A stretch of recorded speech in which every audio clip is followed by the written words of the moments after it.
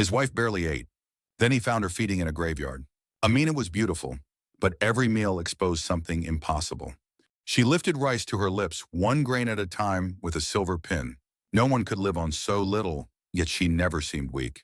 One night, Sidi-Nouman pretended to sleep. Amina rose without a sound and slipped through the street door. He followed her through the silent lanes of Baghdad. She did not visit family or a hidden kitchen. She walked straight into a cemetery and vanished beyond its wall. Sidi-Nouman crouched in the shadow of the wall.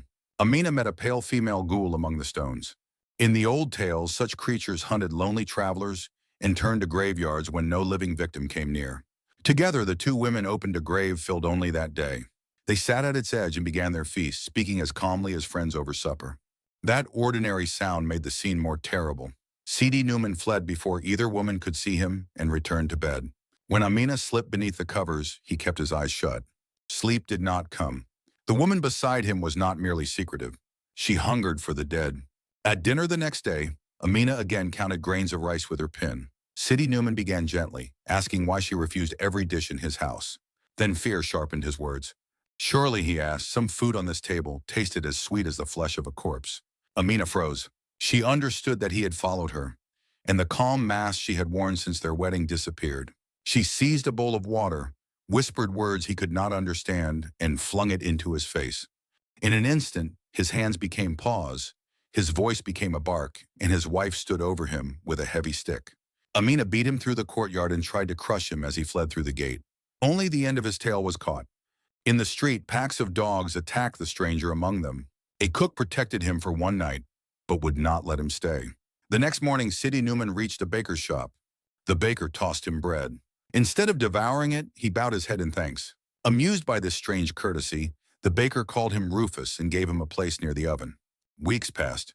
Trapped in an animal's body, Sidi-Nouman could only wait for someone to notice that this dog thought like a man. His chance came when a customer tried to pay with a counterfeit coin. The baker spotted it, the woman denied it, and their argument filled the shop. Laughing, the baker claimed that even his clever dog could find the false one. Sidi-Nouman examined every coin and placed one paw on the forgery. Word spread. Crowds came with handfuls of good and bad silver, and he never failed. Then an older woman watched him more carefully than the rest. She did not see a performing animal. She saw a man asking for help. After testing him once, she paid for her bread and made a small gesture for him to follow. The woman led him to her daughter, a young magician. Before Sidi-Nouman could make a sound, the daughter said the baker's famous dog had been born a man and imprisoned by magic. She sprinkled enchanted water over him and ordered his true shape to return. The dog's body vanished, and Sidi-Nouman stood before them, trembling as a man. He told them about the graveyard and Amina's curse. The magician already knew Amina. They had studied the same hidden art, but used it for opposite ends. Restoring him was not enough, she warned, because Amina would strike again. She gave him a small bottle. Wait at home, and when Amina tries to flee, throw this water and name her punishment.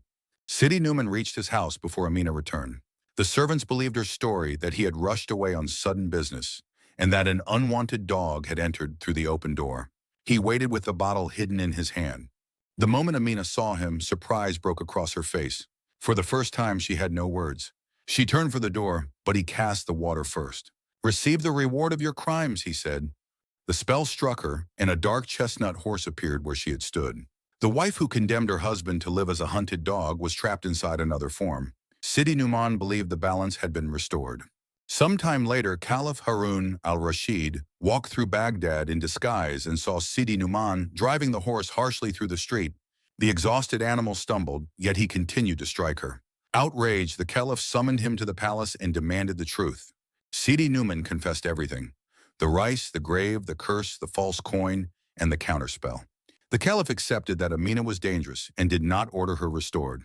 But he warned that she had suffered greatly and that endless punishment would turn justice into another form of cruelty. The tale leaves us with no simple hero, only one question. When evil is punished, who decides when the punishment is enough? Sidi-Nouman's most frightening monster sits across the dinner table, hiding in plain sight. But its final warning belongs to the man who survived her. Escaping a monster does not guarantee that you will escape what vengeance makes of you. Subscribe to Nightfall Tales for another story carried through the dark.